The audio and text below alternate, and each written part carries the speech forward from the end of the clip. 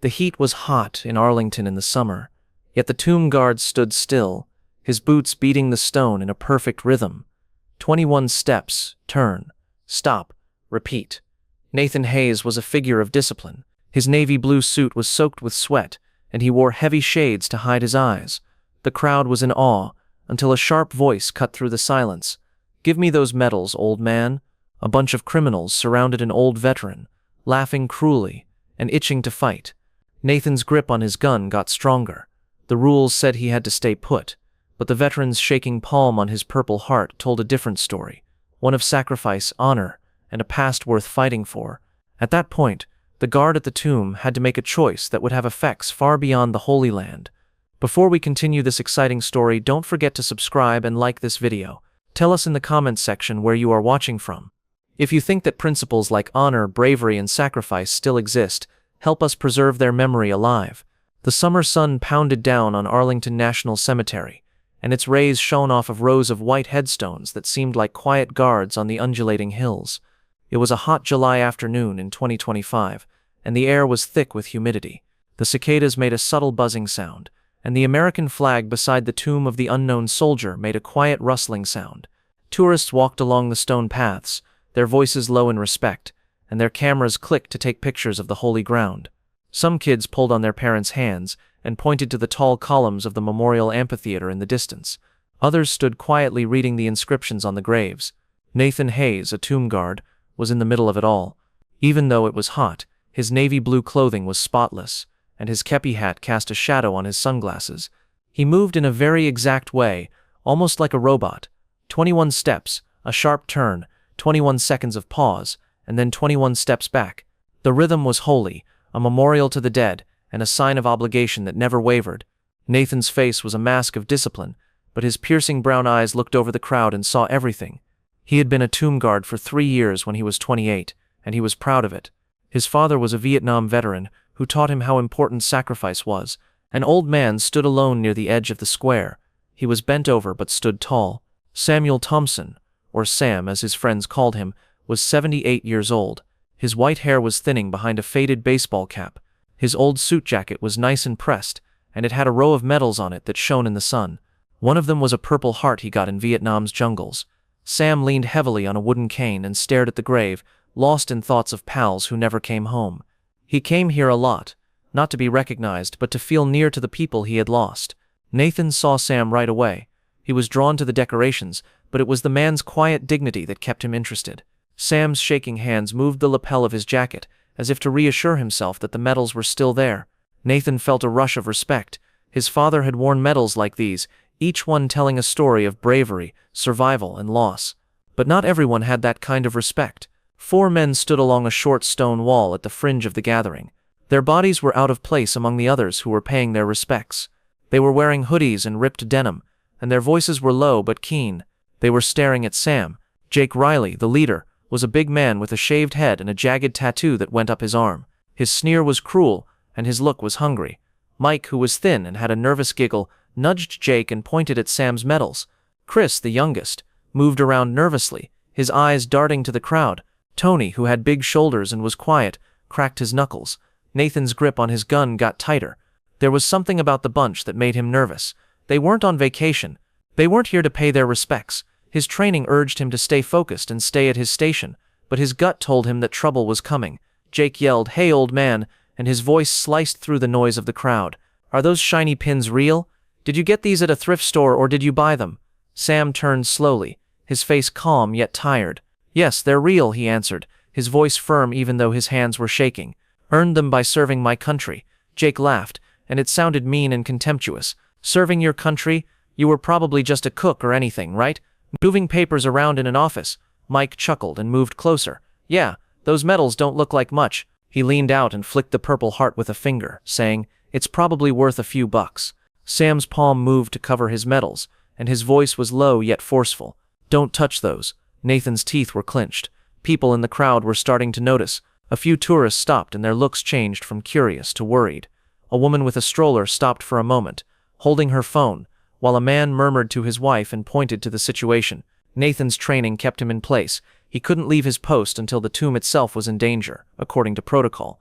But seeing Sam, who was weak but defiant, touched something deep inside him. Jake leaned closer, making Sam look small. "What's wrong, Grandpa? Do you not appreciate it when we admire your tiny things? I bet they cost a lot. I might take one home as a gift." Sam's grip on his cane got tighter, and his lips made a thin line.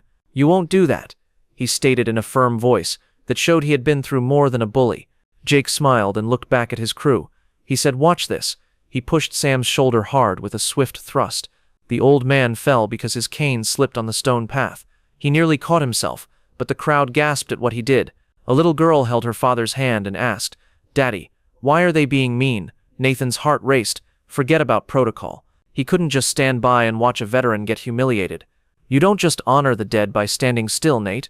His father's voice rang in his head. "You show them respect by doing the correct thing." Nathan broke formation in one smooth motion, his polished boots hitting the stone with purpose. The throng moved aside, and their whispers grew louder as the impossible happened. A guard at the tomb was moving. "Step away from him," Nathan said, his voice harsh and steady. Jake stopped in his tracks when the guard suddenly showed up. His sneer faded for a while, but he immediately got it back. "Are you talking to us, soldier boy?" He stepped closer and said. He mocked. Nathan's eyes were fixed on Jake's, and the man's sunglasses showed how angry he was. "Now," I said, "step away." The people in the crowd stopped talking. A few people raised their phones to record what was going on. Jake looked at Nathan, then at his crew again. "Or what? Are you going to arrest us? Where are the other small statues you have?" Nathan didn't move. He continued, "I don't need backup to deal with you," his voice calm but full of steel. The tension was electric. Nathan's strong presence broke Jake's swagger. Mike, the skinny one, pushed Jake. "Come on, man. This isn't worth it." But Jake's pride wouldn't let him give up.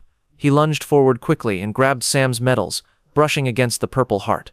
That was the last straw. Nathan reacted so fast that he stepped between Jake and Sam and caught Jake's wrist in the air with his gloved hand. Jake's arm jerked, and he winced as he tried to get free. Nathan's grip was strong. "No way," Nathan responded in a low, strong voice. He twisted Jake's wrist just enough to make him go back. The technique was exact and controlled. "Let him go," Tony yelled as he ran forward. Nathan let go of Jake's wrist and turned, his training kicking in. He avoided Tony's wild swing by quickly blocking it, then pushed the man's shoulder, making him fall. Next, Mike ran in and threw a sloppy punch at Nathan's side. Nathan easily evaded, hooking Mike's arm and twisting it, which made him grunt and fall to his knees. Chris, the youngest, hesitated and opened his eyes wide. Jake yelled with anger. "Get him," he barked. The three guys rushed forward, but Nathan stood firm. He moved with precision, sidestepping, dodging, and delivering controlled blows that knocked his opponent out without hurting them too badly. Jake was lying on the ground with his shoulder in pain, while Tony and Mike were nursing their bruises. Chris stepped back and raised his hands in defeat. Nathan stood over Jake and said, "It's over. Get out now or deal with the consequences." Jake glared at him, his swagger gone. He cursed under his breath, telling his men to back off. The gang limped away, fading into the distance while the crowd cheered softly. A few tourists clapped, showing how much they liked it. A father picked up his daughter and said, "That's what a hero looks like." Nathan looked at Sam, and his face softened. "Sir, are you okay?" he asked in a polite way. "What?" Sam nodded, but his hand was still shaking. "Thanks to you," he murmured, his voice full of feeling. "I don't know what would have happened if you hadn't helped." Nathan smiled a little. "You're safe now, sir. That's all that counts." Nathan guided Sam to a bench in the shade near the square, as the crowd started to break up. The old man sat down slowly, his cane hitting the stone. Nathan's voice had a hint of fury in it when he continued. "They shouldn't have treated you that way. Those medals stand for sacrifices that most people can't even think about." He tenderly brushed his fingers over his Purple Heart as he glanced down at it. "And yet there are always people who don't get it. They only see what's on the surface, not what's behind it." Nathan nodded, his jaw clenched. He looked at the mausoleum, which was made of marble and shone in the sun. "Sir, do you know those guys? Have you ever seen them?" Sam shook his head and furrowed his forehead. "No, I don't think so. I had a hunch they wanted more than just my medals. Their eyes were full with greed. Maybe something even worse." Nathan grimaced, and his instincts told him to be careful. A piercing voice cut through before he could say anything else. "Guard Hayes." Nathan turned to see another tomb guard coming up to him with a worried look on his face. Nathan gave a quick salute. "Captain Mitchell wants to see you right away. It's about what happened." Nathan straightened up and got ready to pay attention. "Got it." He looked at Sam for a second, worry showing in his eyes. "Sir, will you be okay here?" Sam nodded, and a small smile broke through. Go ahead, son. I'm going to be okay. Don't allow them make things too hard for you. Nathan nodded his head and then walked with the guard to the administration building. His mind was racing as he walked. The way Jake had looked at him before he ran away wasn't simply rage. It was a promise of more turmoil to come. Captain Sarah Mitchell's office was very tidy, with polished wood, framed awards, and an American flag in the corner. She sat at her desk with her short brown hair neatly tucked beneath her cap, and her piercing eyes on Nathan as he stood at attention. "You broke formation," she replied, her voice steady yet forceful. "Left your post without permission. Guard Hayes, do you know how serious your acts are?" Nathan said, "Yes, ma'am," in a calm voice. Mitchell leaned back and put her hands together. "Tell me what you mean." Nathan took a long breath and chose his words carefully. A gang of men were bothering an old civilian, a veteran. The scenario became worse and turned violent. He was in danger right away. I did what I did to keep him safe. Mitchell's face didn't change, but there was a hint of interest in her gaze. "And by doing that you broke the rules. Guard Hayes, the rules are there to keep things in order. They are not suggestions," Nathan answered calmly. "I understand, ma'am, but I think the job of a tomb guard goes beyond formality. It's about responsibility, honor, and protection. At that point, observing the rules would have meant letting an unarmed guy be attacked. I couldn't choose that." The room was quiet. Mitchell's fingertips lightly tapped on the desk. Finally she spoke something, and her voice was quieter. "Your actions, while well-intentioned, have left us in a tough spot. People who weren't involved in the incident recorded it. The video is already on the internet. How people see things is really important. The tomb guard is a sign of discipline, and breaching the rules could hurt that image." Nathan's gut hurt, but he kept his voice calm.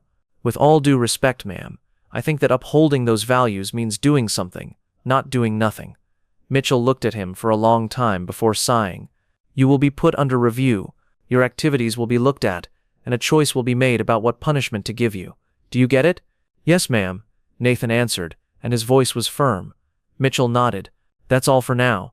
Nathan said hello, and then left, his boots clicking on the floor. Mitchell's voice halted him as he got to the door. "Guard Hayes." He turned around and looked at her. She added softly, "For what it's worth, I would have made the same choice." Nathan gave a tiny nod before leaving. The rebuke weighed on him, but so did the belief that he had done the right thing. The throngs had thinned down in the plaza, but a few people were still there, chatting about what had happened earlier. Sam sat down on the bench, and his posture was more relaxed now. The old guy looked up when Nathan came close, and his lined face broke into a tired smile. "Back again?" Sam asked, his voice full of fun. "Thought they might throw the book at you." Nathan said, "Not yet," with a slight smile. Still being looked at. Sam's smile faded, and he was quietly grateful. He said, "You shouldn't be punished for doing the right thing. What you did back there wasn't simply brave. It was the right thing to do." Nathan shook his head. "I only did what I had to do, sir," Sam answered, no firmly, leaning on his cane. "You accomplished more than that. You defended someone who couldn't defend themselves. That's what real service looks like." For a moment, the two men were quiet, and the weight of the day settled between them. Nathan looked at Sam's medals, which shone in the sunshine. "Those medals," he murmured softly. "They mean something. I wasn't going to let them take that away from you." Sam's hand traveled to the Purple Heart, and his fingers lightly touched it. "These medals," he remarked, his voice full with emotion, "they are for the men I fought with, who didn't make it home. Every day, I remember them. That's why I can't let anyone steal them. Not because of how much they are worth, but because of what they mean." Nathan nodded, and his admiration for the veteran grew. "That's why I couldn't just stand by." The next day, it was reported that Jake Riley and his crew had been taken into custody. The police in the area had found them with the help of witness statements and security footage. They were members of a small-time criminal group that stole money or valuables from persons who were easy to steal from. Thanks to Nathan's help, their plan to steal Sam's medals didn't work. Sam called the cemetery office to thank Nathan, as soon as he heard the news. Nathan told him on the phone, "I was just doing my job, sir." Sam's voice was strong. "Not at all, son. You were doing a lot more than that." A week later, the plaza in Arlington was full with quiet excitement. The tomb guard's insignia was on a temporary platform in front of rows of chairs. Tourists talked to government officials, reporters, and cemetery workers. They stopped talking as they waited for the ceremony. Cameras clicked every now and then, catching the moment. Nathan stood to the side, his outfit spotless and his stance flawless, yet a look of worry crossed his face. He wasn't used to being in the spotlight. His job was to serve in the background and pay respect to the dead in quiet. When Captain Mitchell went onto the platform at midday, everyone fell silent. "Thank you for coming here today," she said in a clear, strong voice. "We are here to honor and remember an incredible act of bravery and honor that shows what the Tomb Guard is all about." The gathering listened closely as Mitchell told the story of what happened that day: the attack on Sam Thompson without provocation, Nathan's choice to step in despite protocol, and the safeguarding of a veteran's dignity.